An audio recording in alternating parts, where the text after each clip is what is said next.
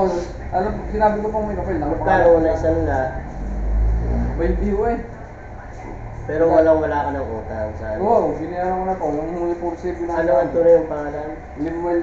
Lemuel Salud Montay. Lemuel Salud.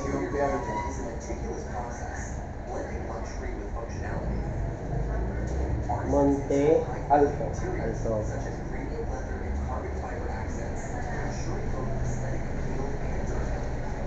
Sabi ko yun siya. Taga saan? Taga Palanganan second ko.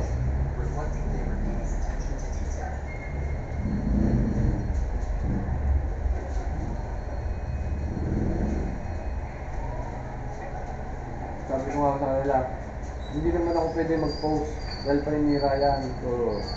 Kaya sabi ko, Dahil baka ikaw o baka ako tama Mga kasuhan. civil libel ka. Civil libel. Pero mali ko yung ginagawa nila.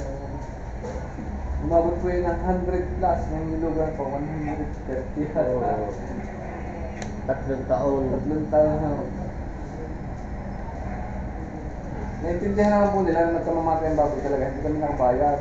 Halos ilang buwan ako hindi nakabayad. Parang sinisisi nila tayo na kaya daw nagkaganyan eh hindi daw tayo sumunod sa patakaran na buwan-buwan ay mahulog. Sabi ko po eh, hindi naman po namin kasalanan na nagkaganon eh. Ang ano Hindi doon po ni rin. Kwan eh, binayaran mo naman lahat. Opo. May resibo, pati penalty. Ginamon po nila ako ng ganong pressure eh.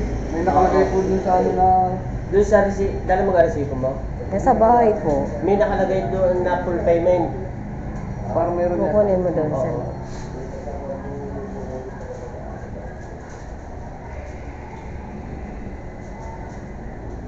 Pagkakamali lang natin, nagbigay tayo, wala pang papel kasi sabi niya kaliwaan. Ang sabagot sa atin ni Sir, kayo po, kung ibibigay niyo po ang Hindi, basta ang pera. importante doon may resibo Mhm. at nakalagay doon na full payment na.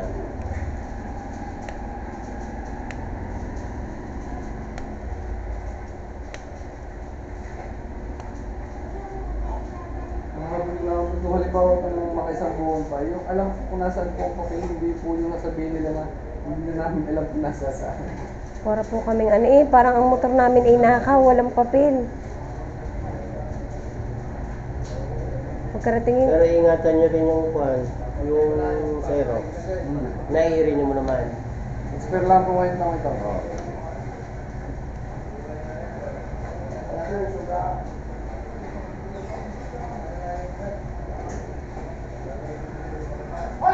sabi nga po na rin, maigip ang Shopee at natatara ko na saan eh, yun ay hindi eh.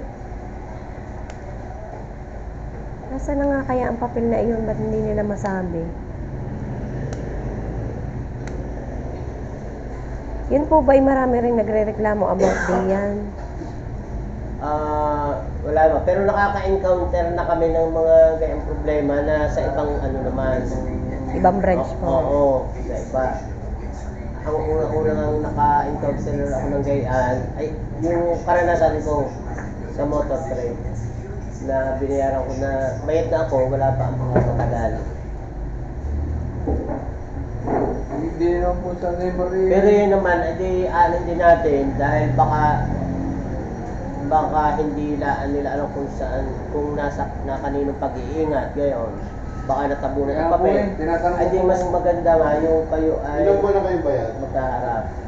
Ano po, may nagdadalang buwan na po. Dahil 4 na taon po yun eh. Mga nasa mortgage pa. 4 na taon na pong motor yun. Apat na taon ka, yun itatakbo. Pag natapos mo ang bayadan, nasa mortgage pa. Hindi po nila masabi kung nasa saan eh. Hindi, ang naging problema kasi Hindi hindi nila nila alam kung nasaan daw. Nailabas na daw po doon sa... Hinamon na. Paliwanag, nasa Oo, mortgage pa. yun lang ang gusto Nailabas na daw po ano. doon. Sila din po may sabi sa amin na nailabas na daw po doon sa pinakaano ng bangko. On deliver na di ka sabi. Opo, nakalagay po yung deliver na po eh. Sabi ko nga po ako na po ang babayad ng LBC, 350 daw po hinihingi sa akin. Bago nito po ngayon, wala eh, hindi daw po nila ako nasa saan. Sabi ko siya, ipabarangay ako. Kung huling kita mo kay Sir, Pero sabi hindi mo ba sa kayo lupa. nagtatalo? Hindi naman ho. Dahil pagka ako kami mataas din yan eh, lalabas kami ang mali.